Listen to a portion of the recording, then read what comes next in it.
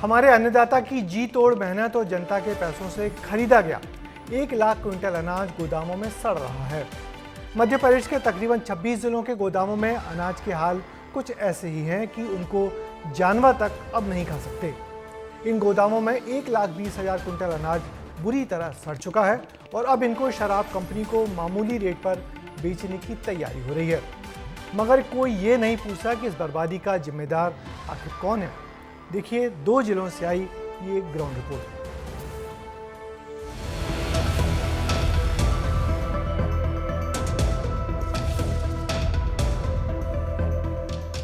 हाथों में कचरा नहीं बल्कि ये अनाज है जो पूरी तरह से सड़ चुका है। गेहूं में नमी आ चुकी है, चने की रंगत बदल चुकी है, चावल काले पड़ चुके हैं। इसे खाना तो दूर की बात है, आप गोदाम में खड़े नहीं हो सकेंगे क्योंकि यहाँ अनाज से ज्यादा बदबू और कीड़े मकोड़े रेंग रहे हैं। मध्य प्रदेश के अलग अलग जिलों से गेहूं के खराब होने की तस्वीरें आई। कहा गया कि टेंडर देकर दारू की कंपनियों को ये गेहूं दिया जाता है। आपको तस्वीरें दिखाना चाहूंगा। रीवा जिले की ये तस्वीर है। आप देख सकते हैं कि किस तरह की तस्वीरें हैं। ये गेहूं जो किसान उगाता है किस तरह के हालात हो चुके, पूरा गेहूं सड़ चुका है। न केवल रीवा बल्कि मध्य प्रदेश के 26 जिलों के गोदामों में अनाज के हाल कुछ ऐसे ही हैं। गोदामों में 1,18,741 क्विंटल अनाज सड़ चुका है। इसमें गेहूं, चना, ज्वार, बाजरा और चावल अब इस्तेमाल करने लायक नहीं है। मध्य प्रदेश कारपोरेशन विभाग की गोदामों में रखा हजारों मीट्रिक टन अनाज अब सड़ चुका है क्योंकि निगरानी व्यवस्था पर बहुत बड़े सवाल खड़े हो रहे हैं। ये जो आप ढेर देख रहे हैं ये चावल का ढेर है, ये करीब 500 बोरी है। सागर जिले में ऐसे कई ब्लॉक हैं जहां पर गोदामों में पड़ा हुआ अनाज सड़ चुका है, चाहे ज्वार हो, गेहूं हो, बाजरा हो, चावल हो। इसकी बात करें सागर संभाग में सबसे ज्यादा ऐसे जिले हैं जहां पर लाखों रुपए का अनाज सड़ चुका है। आलम यह है कि अब ये इंसान तो दूर बल्कि जानवरों के खाने लायक भी नहीं बचा है। अब इस खराब अनाज को मुर्गियों को खिलाने में इस्तेमाल किया जाएगा। इसके अलावा नागरिक आपूर्ति निगम गोदामों में सड़ चुके अनाज को बेचने की जुगत लगा रहा है।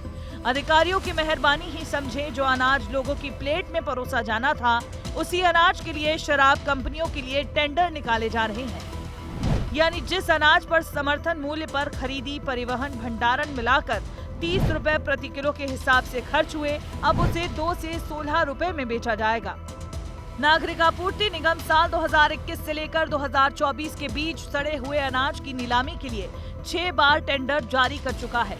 इतनी कोशिशों के बाद भी निगम गोदामों में पड़े सड़े गले अनाज को पूरी तरह ठिकाने नहीं लगा पाया है। 2020-21 से लेकर 2023-24 के बीच 4 साल में 16.34 लाख टन अनाज खराब होने की वजह से भारतीय खाद्य निगम लेने से मना कर चुका है। अब इस अनाज का होगा क्या, किसी को कोई खबर नहीं। देखिए किस तरह गेहूं पूरी तरह सड़ चुका है और तस्वीरों में आप साफ तौर पर देख सकते हैं कि गेहूं सड़न ले चुका है। ये पुराना अनाज है और आप देख सकते हैं कि ये गेहूं बस नहीं, यहाँ पे चना भी रखा हुआ है जो सड़न की स्थिति में आ चुका है। लंबे समय से, कई बरसों से ये अनाज यहाँ पे रखा हुआ है और जो सड़न की स्थिति में है। बीते 4 सालों में सबसे ज्यादा 9,84,000 टन अनाज की बर्बादी भोपाल के साथ पूरे संभाग में हुई। इसके अलावा जबलपुर, उज्जैन, इंदौर, सतना और सागर में अनाज के हाल बेहाल है और अधिकारी नदारद है। तो जब ये स्टॉक वेरिफिकेशन होगा तो ये स्थितियां भी चेक हो जाएंगी। हालांकि उदित इंफ्रा की परिस्थितियां इससे अलग है, तो हम लोग तत्काल इसको चेक करा लेते हैं कि अगर ऐसा कोई भी स्थिति है जो कि अपना उपार्जित धान या गेहूं दोनों में से कोई भी स्कंद इस अवस्था में पाया जाता है तो जो भी नियमानुसार कार्रवाई होगी वो हम लोग उनके विरुद्ध करेंगे। गोदाम मालिकों को इसे लेकर कड़े निर्देश जारी किए गए थे, लेकिन जमीन पर कोई असर देखने को नहीं मिला। अब मामले में जांच होगी और उसके बाद कार्रवाई। समय बीतेगा लेकिन अनाज की क्वालिटी नहीं सुधरेगी। विस्तार न्यूज के लिए रीवा से विवेक तिवारी और सागर से परशुराम साहू की रिपोर्ट। कुछ गोदामों में तो प्रबंधक की साठगांठ से बड़े पैमाने पर अनाज को पानी से भिगोकर भी सड़ाया जाता है। चोरी छिपे वीडियो सामने आने से ये बातें पता लगती हैं, मगर ऐसे मामलों में जिम्मेदारों पर नुकसान की वसूली और कड़ी सजा नहीं होने से ऐसे मामले हर बार बढ़ते रहते हैं। इसलिए अनाज भंडारण पर सरकार की निगरानी बहुत जरूरी है।